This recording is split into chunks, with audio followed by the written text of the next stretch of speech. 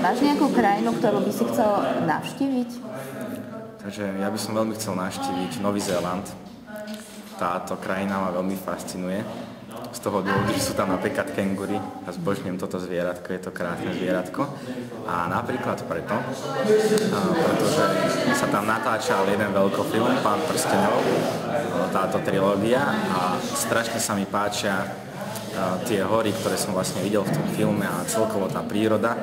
A preto by som chcel navštíviť Nový Zéland a chodiť po horách celé dni a možno niekde spávať pod stanom, opekať a tak ďalej, a na tomto Novom Zélande, niekde v tých horách. Preto ma strašne fascinuje táto krajina. A navštívil si už nejaké krajiny, ktoré sa ti páčili? Tak keď som bol mladší, tak sme chodili s rodičmi na dovolenky, navštívili sme Taliansko, Chorvátsko.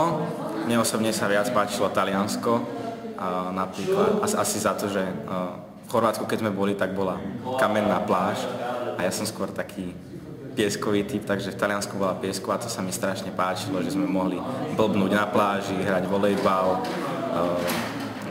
Keď som bol mladší, tak ma jasne, že bavilo stavať nejaké hrady na pláži a s formičkami sa hrať, takže to ma tak fascinovalo. A Taliansko celkovo ako Rím, už potom keď som bol starší, tak ma zaujímali pamiatky, pretože Rím, Vatikán, tam je toho strašne veľa. Že asi v tom ma Taliansko fascinovalo, ale určite bolo aj v Chorvátsku dobré a aj tam boli zaujímavé veci. Ďakujem pekne. Ďakujem aj.